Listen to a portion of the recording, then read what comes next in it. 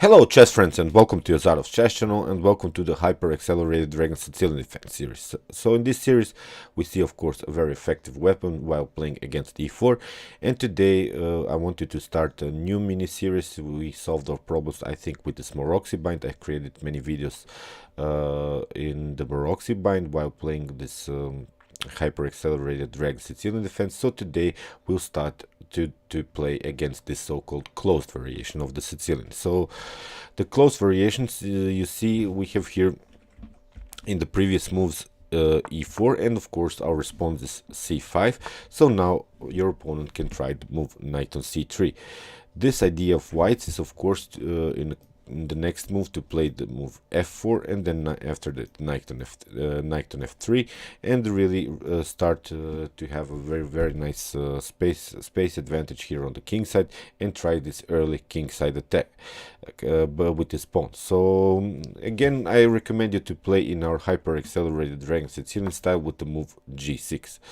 So today I wanted to show this particular line with this early d4. So here we have after c takes d4, queen takes on d4, again knight on f6, which was also explained in this previous lines with this queen on d4, but the difference was that white played here knight on f3.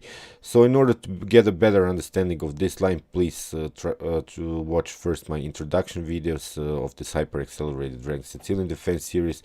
As said, you'll get a better understanding what's all about in this line.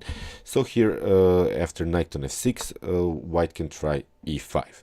So of course knight on c6, and you see white's problem now is if the queen goes somewhere here, you of course can take always this pawn on e5. So basically the queen is forced maybe to go here queen on e3 or queen on f4. So if the queen goes here on e3, then you have knight on g4 attacking the queen and this pawn. So this will be winning a pawn situation here, and of course white is forced to play the queen on f4.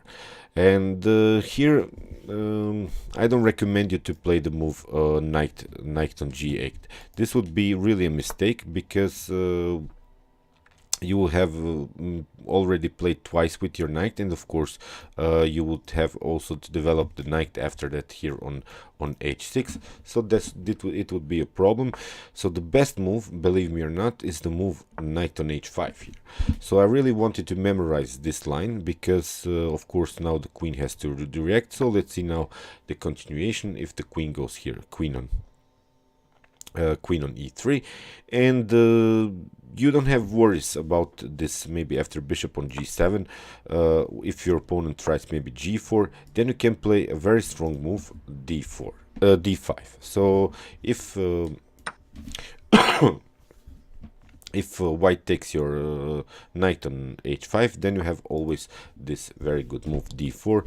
You of course in the next move capture the knight, and this e5 pawn will be of course also an object of our attack.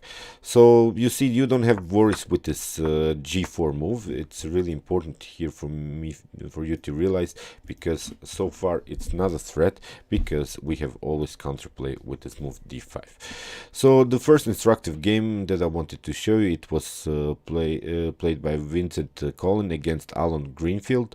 Alan Greenfield here with the black pieces, and here knight on f3 was played by white, of course castling, and now we have this g4 idea by white. So of course we are not scared, we just pushing forward here with the move d5. We have g takes h5, and now d4, knight takes on d4, knight takes on d4. We have bishop on d3, because the threat was of course to take here on c2, and now very strong move, bishop on g4.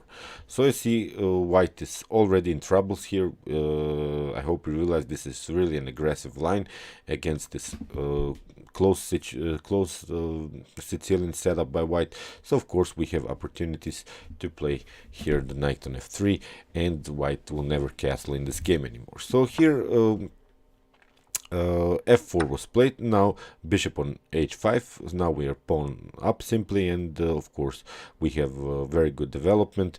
What we also can do is break here this pawn structure with the move f6. So here, after castling, now comes this move f6. We have e takes f6, and now rook takes on f6. Very good move, because we didn't want to capture with the pawn. We just bring this rook into the game. I like this style here by black. So now knight on e4 was played, and now we have a rook on c6. So of course, with this immediate attack on this very weak c2 pawn here. So here king on h1 was played. Here we have a doubling up the rooks on the c file. We have knight on g5, and now very strong move, rook takes on c2.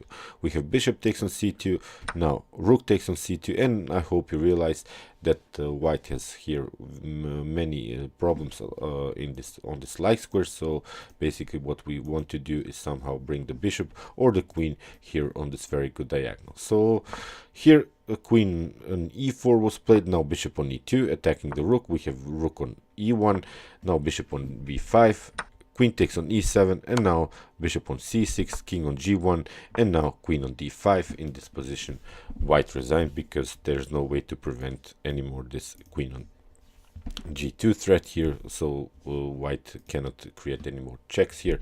So this is a very good game here by Alan Greenfield. So let's see now another possible line. Here we have again the same setup. Here after queen on f4, we have knight on h4, attack on knight on h5, attack on the queen. So here queen on e4. Now we have d6, you see, because now this idea with d5 is not possible anymore. So we have to break here in the center. You see now this g4 threat is also not possible, because we can play maybe here knight on g7, and it would be a very nice position for the knight, because white will have troubles to defend this g4 pawn. So you see, we have already played with our knights here. The knights are very active so far in the game, so of course it's not a problem to break through here with this move d6. So here after e takes d6, we have queen takes on d6, bishop on e3, bishop on g7. Now this g4 idea is of course not strong anymore, because now we have knight on f6. So we broke also this e5 pawn here, which was sort of a space advantage here by white, and now we have knight on b5. So the instructive game that I wanted to show you, it was played by Henry Grob against David Bronstein, and I showed you this line because I've played this line very often, and so far it's the common theory by black and white. And now let's see how David Bronstein handled this attack. So of course we have to react here with the queen, and the best move is here to play the move queen on b8. It was played also in the game, because you see, it's not good to stay here on the d file, because rook on d1 was also a very strong positional threat. And then after that, white has possibilities to play this annoying check here on d6. So of course queen on b8. So we are hiding our queen sort of a little bit, just to get a tempo in order to castle here. So here c3, and now castling. Okay, so far so good. I hope you realize that black is also very good in development here, because we have played with all of our pieces so far. The queen is also on a very nice diagonal, and the bishop is also on a very nice diagonal.